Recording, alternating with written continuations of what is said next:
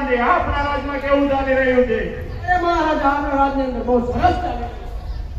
અરે પ્રધાનજી મહારાજા ગઢના કંપની ગોળ કિલકિલાટ કરી રહી છે, તો મને એમ લાગે છે કે કોઈ દેશ પરદેશી આપણા રાજ દરબારની અંદર મહેમાનગતિ કરવા માંગે છે.